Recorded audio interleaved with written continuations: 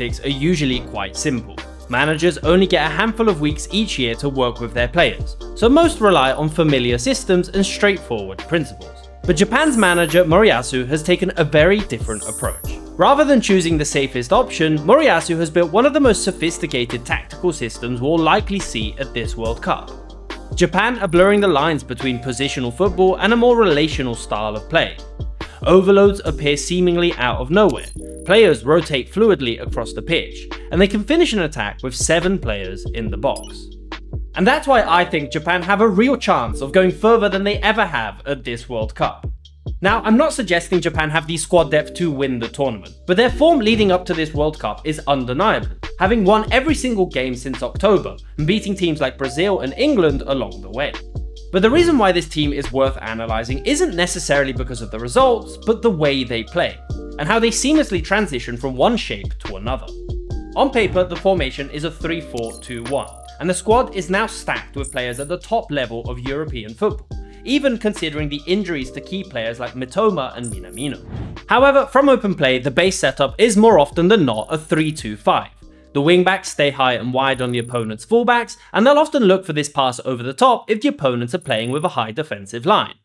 But if they're not playing against a high line, then they can create this big gap between defense and midfield, and play right through the center.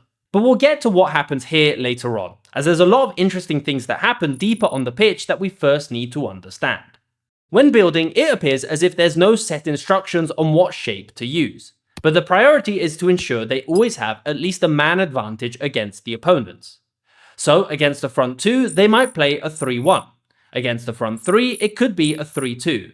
And against the heavy press, then the wingbacks can start to drop deeper as well. There's a great example of this from their game against England. The goalkeeper Suzuki is in possession, and England are currently not pressing. But still, Japan rotate in a way that makes it hard for them to choose which players they should close down. As there's only 2 England players, they have the advantage to push more players forward. So we see the left centre half Ito pushing forward on the left, with the holding midfielder Kamada then dropping to form the back 3. So already with this rotation, their shape has shifted from a 3-2 to a 3-1. As England start to press, then the holding midfielder goes back into midfield, and the left centre half drops back into position, so they can maintain this +2 advantage. But then we see what happens on the right. In this situation, you would expect Gordon to push forward. However, he's undecided, because the right inside forward Ito has stepped out onto the flank, which means England's left back O'Reilly is in a 2v1 with the wingback Doan. So England can't really press. They drop deeper on the pitch and Japan circulate the ball to the opposite flank. And now Morgan Rogers is late to close down the left centre half, who initially we saw push forward into midfield. So Japan can use this late run to their advantage, as it opens up a central gap into Mitoma. As they break forward, it's the right wingback Doan cutting into the centre, as the inside forward has taken his position out wide given his initial rotation. They break forward quickly and end up with 5 players in the box, with Ito being completely unmarked on the back post. But the pass doesn't make it all the way through. With a build-up shape like this, it's no wonder that even against teams like England or Brazil, Japan are able to control the tempo of the game for long periods of time. And you'll often see them in aggressive offensive positions like this, with the whole team in the opponent's half, and the defending team trying to stop these overloads. And these overloads are the second major component that gives this team a much more dynamic feel compared to other nations.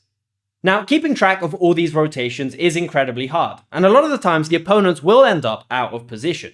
And if you're going to go watch any game live, then the last thing that you want to happen is to get caught out of position when it comes to your data. And that's where I have you covered with today's sponsor, Saily. Saily is an eSIM app that completely removes the hassle of travel data. Whether you're traveling unfamiliar cities, or using location apps to find the nearest stadium, or you're trying to stream tactical content on the go, you're consuming a lot more data than you might be aware of. With Saily, you don't have to wait in long queues at the airport to pick up a physical SIM card. You just download the app, pick a plan before you fly, and you're good to go. And if you've got match tickets this summer, then Saily has you covered with the Fan Pass, which works seamlessly across all 3 host nations of USA, Canada, and Mexico. One data plan, no switching SIM cards, and absolutely no surprise roaming fees when you're traveling to different matches. Plus, if you're running low on data while traveling, you can easily top up with the auto top up button included in the app. So get ahead of the game and grab an exclusive 15% discount on Saily data plans by using code FootballMeta at checkout. Click the link in the description down below or head to saily.com/footballmeta to download the app today. Thank you to Saily for sponsoring this video. Now back to Japan, because once they start to move into the opponent's half, that's where we can see the true beauty of this team. We saw earlier how the base formation is a 3-2-4-1 or even a 3-2-5, and this is essentially how their attacks start. But there is a key rotation from the two holding midfielders that changes this setup instantly. And while they start in a line, they very frequently move into a vertical line, or one will push forward into the space between the midfield and the defense, into whichever pocket of space they can find. This transforms the shape into a 3-1-3-3 or quite frequently a 3-1-4-2. And it does a few very important things. Firstly, the front four is on the defensive line, so the opposition needs to drop a bit deeper to cover these players. But these two players cause a problem for the midfield. Drop too deep and they can gain control of the pitch. Ignore them and try and press, and you can instantly be exposed with one line-breaking pass. Here we can see, for example, how in this case they've separated the midfield and defense. And with a quick first-time pass into the striker, they now have players pushing forward and can attack right through the centre. Or for example in this clip against Scotland, where these two players come towards the ball, dragging the midfield forward and creating a big gap in front of the defence to turn and attack. Secondly, and more crucially, this allows them to quickly overload on whichever flank they want. Because now, if the ball moves out wide, you have the two holding midfielders. You have one inside forward, the striker can shift over, and you have the wingback.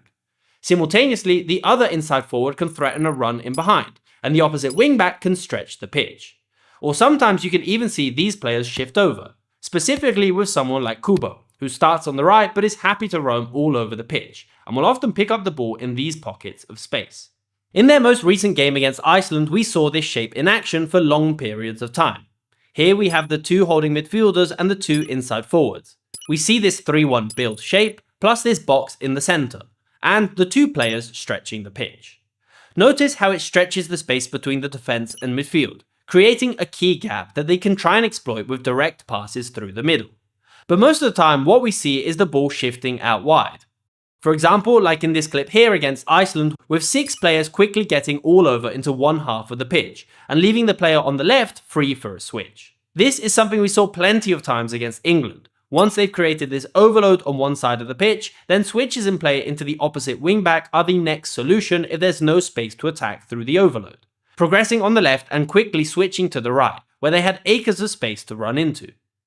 I think the goal against Scotland also encapsulates everything this team is about. The whole team is over on one flank. They break through the centre of the pitch and switch to the left, where the wingback is supported by an underlapping run from the left centre half. He's played into the half space, a cutback and a layoff right into the centre, and Japan finish off the move with 7 players in the box. But the true fun is had when they play right into this overload and try and break through on this flank. This is where you see more relational principles, like a pass and go, a tabella or a wall pass, escadinhas or these diagonal passes forward, or a corta-luz, where a player will dummy and receive the ball later on in the move. In these situations, positions become meaningless, and the idea is to simply give the player on the ball passing options, and after every pass to instantly run into a different space. Japan can often break forward directly through this cluster, and then there are always players on the opposite flank attacking forward, where they can look for cutbacks or low-driven passes across the box. So this is one of the main reasons why I think Japan could be one of the most entertaining teams at the World Cup. But one final detail to mention is also their defensive discipline. We've seen them press aggressively and we've seen them be extremely compact. And when they regain the ball, they're one of the quickest teams in transition, just like the goal they scored against England in their recent friendly. The key behind their press is to set specific traps. They don't necessarily close down these players too quickly, but once a pass is made forward, the player receiving the ball will not be allowed to turn, and the ball is forced back, which is the immediate trigger to attack forward and apply pressure. When in a low block, they are extremely compact in the centre, forcing player out wide, where the wingbacks can quickly cover any player in this position, safe in knowing they have the protection from the centre halves if they're not able to regain the ball. So it's impossible to predict just how far this Japan team can go at the World Cup, but I'm certain they'll have a lot of people tuning in to watch a really intricate and beautiful style of play. But let me know your thoughts in the comments down below. What do you make of Japan's tactics and how far do you think they can go this summer?